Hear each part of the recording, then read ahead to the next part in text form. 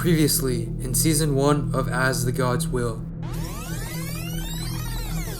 Back at the cube, Shun and Amaya have been hit by the explosion and God tells the workers to get rid of the two. They throw them out of the cube and Shun and Amaya fall from the sky.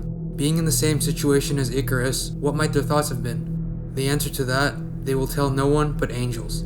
Season 2 of As the Gods Will is a continuation of Season 1 with a new cast but is set in the same world.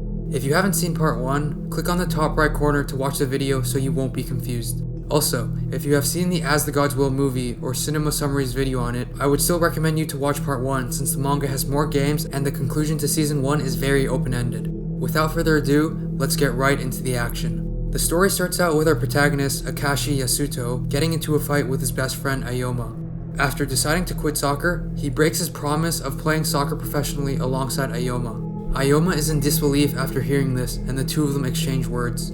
Akashi ends up ditching school, trying to recollect his thoughts, but little does he know, this action saved him from a lot of pain and suffering. Set in the same time period as Season 1, this time in a different school, it seems like a normal day of class until the students are shocked by what they see. The teacher enters, but his head is chopped off by a Daruma doll. Again, if you haven't seen part 1, I've already analyzed the best course of action to do in this situation, so we can just fast forward this time. To beat the Daruma doll, you must press the button at the back of its head without it seeing you move. Ironically, Ayoma ends up kicking a soccer ball and hits the button, leading to the Daruma exclaiming, "Complete." However, like in part 1, there can only be one winner. The bodies of all his classmates explode around him, and Ayoma is left there shocked by what just happened. The Daruma tells him to make his way to the gym, where he plays the cat and mouse game. Akashi, after hearing the news of this event, rushes back to the school where it seems that Ayoma, along with 3 other students, have survived this game. Ayoma seems to be traumatized and is in shock. Later that night, Akashi is unable to fall asleep. His dad tells him that he is looking into the case and isn't able to stay at home, until all of a sudden he hears a knock on his door. Who could it be at this late of an hour? The knocking becomes more frequent and Akashi furiously gets up and opens the door. Opening it, a statue stands there exclaiming, "Join us." This is just the beginning of the death game. Okay, if I were in this situation, I'd do whatever the fuck the statue said. With everything that happened so far, I doubt this is a coincidence. If I denied the request of the statue, I would probably get my head chopped off. Since Akashi didn't go to school today, it would be best to assume that these statues were for people that skipped school. Akashi gets on with the motivation to complete the game and to save his friend Ayoma. The statue starts flying and states that they are going to the garbage can, a place for trash people who skip school.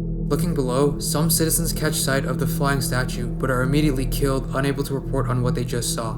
This statue has no feelings of remorse, and I would be worried that we will be competing in a different death game than Ayoma since we skipped school. Akashi comes across other students and statues as they all make their way into the cube. Inside the garbage can, all the students are placed within the yard of a school. Akashi meets Rui, and it seems that this girl is calm and collected. She is definitely someone I would want to be around to survive. At the front, a small kid known as God introduces himself. He states, "Welcome to everyone who skips school. From now on, you will all learn about survival of the fittest. Whoever can survive and graduate will be given the power of the god." This guy calls bullshit on the powers of a god and doesn't believe the little kid. Thinking that he will send him flying, he approaches God. But little does he realize, this would be his biggest mistake as God blows his body up into pieces. Okay, come on, this was rookie mistake number 1. Drawing and making connections is an important part of survival. You've already seen exhibits and examples of supernatural powers given the statues that brought you here, so God's power shouldn't be that much of a stretch. You're treading in new territory, so don't put physical limits on your thoughts. God announces to everyone that they will be playing Kamikulum as he explains the rule of the game. Ushimitsu over here brings up a good question and asks, if we kill everyone here, will I become a god? Okay, we got Amaya 2.0 here, and I'm f***ing hyped for another psychotic character in the series. I love characters like these, and Ushimitsu is probably my favorite character in Season 2. God states that he's thinking of giving powers to 4 to 5 survivors, and with the introductions over, he opens the ball and appears 4 demons. These guys look f***ing scary, and I do whatever the fuck I could to position myself as far away as possible. As the demons start running towards the participants, everyone is panicking and trying to escape. Using this opportunity, Ushimitsu kicks one of the participants into the demons, and he is burned alive to a crisp. Okay. This is a pretty smart move by Ushimitsu. What we currently lack is information. We have no idea what the demons do, and we have no idea how to play the game. Although it is cruel, this play increases our chances of survival as we now know the basic attack patterns and the speed of one of the demons. Information is key in decision making and survival, and by using someone else's bait, this does not put us at risk. The other 3 demons start pincering the contestants left and right as Akashi and Ruri run towards the nearest school. They meet another participant who seems like a good ally until he is grabbed by one of the demons and burned alive. At the center of the yard, one demon turns bright and blinds the vision of all the participants, while the other demon sneaks up behind and grabs the participants, freezing them to death. This is useful information as we now know the attack patterns of 3 out of the 4 demons and can now use this to our advantage. For example, we know that the pink demon is slow, so we can use this to our advantage when attacking him. As Akashi and Ruri run inside the school, they come across a ball and decide to enter the science room thinking it's the safest area. Inside, they meet 6 other participants all having the same idea. They all do their introductions, and as they finish, this guy reveals that he picked up a capsule. Maybe this is related to clearing the game. After opening up the capsule, it appears that inside is a small bean. The group begins to question how the only hint for clearing the game is something so useless. In my opinion, since all these balls are staggered throughout the school, I would assume that these are either power-ups you eat or a weapon. I would go with the latter, since it doesn't seem like we should receive power-ups anytime soon. But before they can come up with any idea, the last demon appears from the window and ambushes one of the participants. It seems that the last demon's quirk is gas. As the 8 contestants scramble for safety, Akashi comes to an epiphany. He grabs the bean from the guy's hand and chucks it at the demon. The bean hits the demon, and upon contact, it explodes, causing the demon's head to shatter. Okay, this is some nice and quick thinking by Akashi. He concluded that the beans are most likely weapons to assist in taking down the demons. With every piece of information pertaining to the game now revealed, we can now come up with a game plan. Our main objective is to find the beans, but what we need to be careful of is encountering a demon. I would split up since this will cover up the most ground. Also, searching in groups creates a lot of noise and is detrimental when trying to sneak around the school, which is why going solo is better. We want to be as quiet as possible to avoid all the demons. I would also assign someone to be the main thrower when we regroup with the beans. Akashi has already shown good skills from his soccer days, so I would pick him to be the thrower. The group decides not to split up, and as they start searching, they come across 2 balls.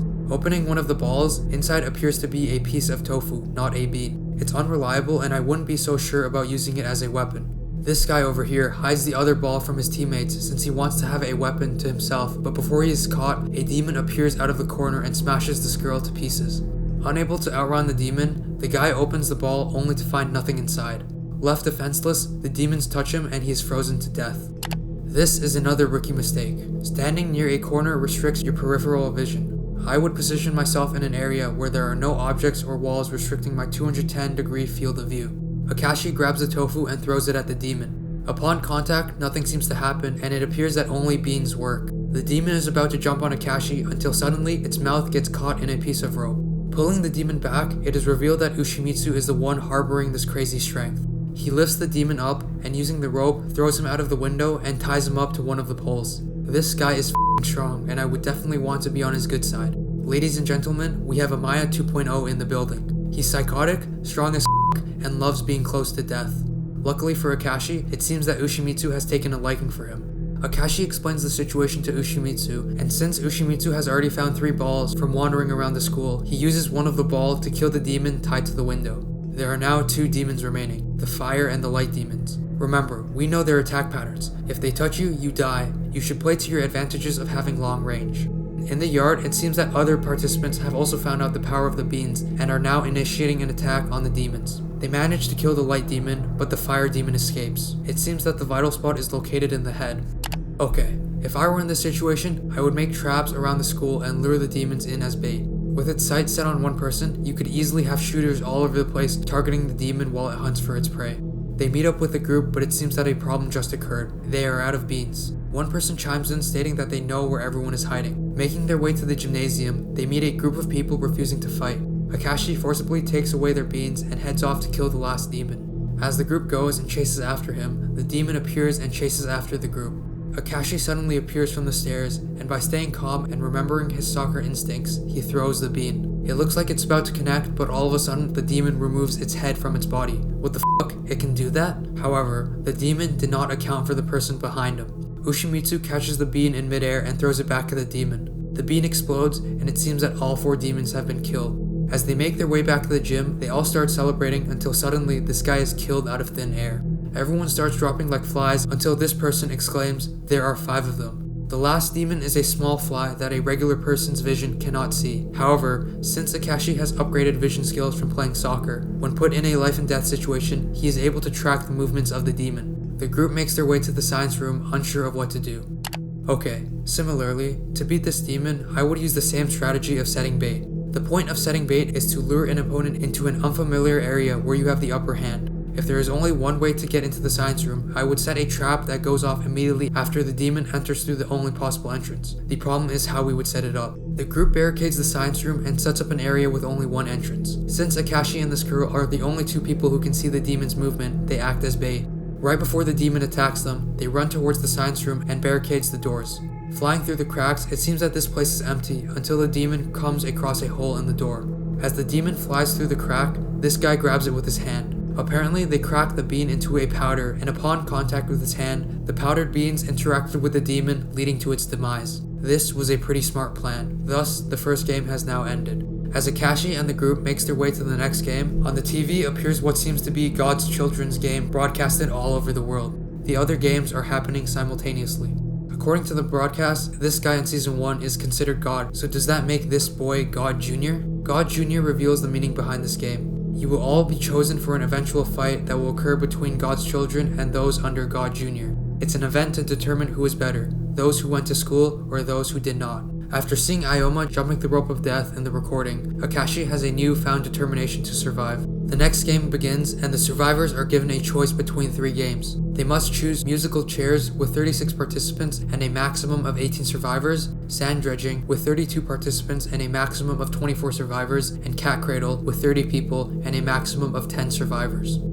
Okay, if we look at the math here, sand dredging looks like the best option. However, let's analyze the words closely to see if this is really the case. According to the rules in every game, there is a maximum number of survivors. Many people, however, will be baited by this information. If I'm in this situation, I would assume that there's no way any game will reach maximum survivors. Instead of choosing the game with the maximum potential number of survivors, I would choose the game that seems to have the highest number of realistic survivors. In my opinion, that is musical chairs. The other 2 games are team-based, meaning that you can die in a team or individually, while musical chairs is an individually based game, meaning that we can reach the maximum survival cap as only one person dies each round. As the day comes to an end, Rui tells Akashi that she wants to be with him forever. The next morning, everyone chooses their games, and Akashi, Rui, and Ushimitsu have all selected the same game, sand dredging. 3 monkeys appear out of the boxes and lead the students to the rooms for their games. It seems that the instructor monkeys have a short temper, and as soon as one of the students disregard their rules, he executes them on the spot. Talk about scary. They make their way into the room with 4 tables of sand. Split into teams of 8, one person shall volunteer each turn to remove sand from the table. The game will end when one team topples the flag over. The losing team will be executed. Akashi volunteers to go first, thinking it will be easy, until all of a sudden he loses vision. Everyone will be playing this game blind. Okay, this game is really nerve-wracking. Currently, we do not know if there is a minimum amount of sand we must take in order to pass, so for the first round I would take off a decent amount of sand. Remember, we must play this game for the long run. It doesn't matter if you f*** up in round 1, since everything is cumulative. Stay calm and pick the best person in your group to go up. The people who will win are the ones with the strongest mental states. Looking at the other games, in the musical chairs room, you must play while deaf, and in the cat cradle room, you must play without speaking. Making his way to the table, Akashi takes a huge chunk of sand and the results are announced. Akashi took 420 grams, while the other 3 took below 50 grams. The other 3 participants are executed on the spot, and it seems that written on the board in Chinese is a symbol for 100. This girl already knew the info, but decided not to tell anyone to increase her chances of survival. She is smart, but definitely someone I would not want to have on my team. The rounds continue to go through, with many participants dying after not taking over 100 grams. The monkey moderator gets pissed that everything is going so slowly, and starts knocking every group's sandcastle until Ushimitsu tells him to stop. This guy has balls of steel. Round 6 begins, and it seems that Ushimitsu is planning something. Being on a different team than Akashi, Ushimitsu goes up and tears his castle to shreds. He states, "Akashi, let's survive together." What the fuck could his plan be? Akashi is trying to understand what Ushimitsu is telling him as the round progresses. Feeling the pressure of the game, he bumps into the table and spills some sand over. Coming back from the round, he tells everyone that he doesn't want to volunteer anymore. It is now round 21, and it seems that the game is about to come to a close. The East Mountain looks like it will fall out at any second. Round 22 begins, and as every team begins to take a piece of sand away, the results are announced for the East. The guy in the east took 0 grams. Exclaiming it's all up to you, his head falls off as the game continues. Okay, this is exactly why I would not want to choose a game with the maximum potential amount of survivors. With the way this game is going, I wouldn't be surprised to see only 3 survivors, as everyone will fall one by one, giving their lives up for the team. This also brings up the problem of people who don't want to give up their lives. If no one is willing to give up their lives, the whole team dies. Currently in this situation, if you volunteer to go up, this means you will die, but all of a sudden, Akashi volunteers to participate, stating, if Akashi goes, I will as well. Ushimitsu volunteers to remove the sand. It seems like they are both going to kill themselves for the greater good of the team. In the East Mountain, this guy was hesitant about dying and ended up trying to take off the sand instead of leaving it at 0 grams. The flag falls and everyone in the East is killed, but the game isn't over yet. The results for the other 3 teams need to be announced. In the West, the same thing happens as the volunteer is afraid of dying, leading to his entire team being killed. Begging for Akashi to live, Ruri does not want to see him die. Exclaiming, let's do it, to Ushimitsu, it seems that they are both going to kill themselves until sand appears out of their hands. Since the opening rounds, Ushimitsu and Akashi have been hiding sand in their hands. That's why they weren't volunteering after round 6, after taking that huge chunk of sand. The results are in, and both have passed the 100-gram threshold. The North and South teams are the winners of the game, as 12 participants have passed on to the next round. Currently going on at the same time, the God's Children's game are taking place, with Amaya and Shun escaping the cube from the hospital. The surviving students were all hailed as God's children, as government officials were researching the existence of the 108 cubes that were widespread all over the world. But little do they realize that sunken at the bottom of Japan was none other than the 109th cube. Everyone makes their way back to the yard, where they meet the survivors of the other games. Apparently, musical chairs had the highest number of survivors, which again makes sense given the rules. Suddenly, the ground starts shaking, and it appears that the 3rd game is starting. This doll appears out of nowhere and strangles the monkey moderators, stating, let us begin the 7x7 School of Mysteries. The 3rd round begins. That concludes it for part 1 of As the Gods Will Season 2. If you want to know what happens next, make sure to subscribe to not miss out when part 2 drops. If you haven't seen part 1 and made it to the end of this video, I would still suggest you to check it out, as it is a very good video. Also, don't hesitate to recommend these videos to your friends, as it can help this channel grow. This has been Hyacinth. Peace.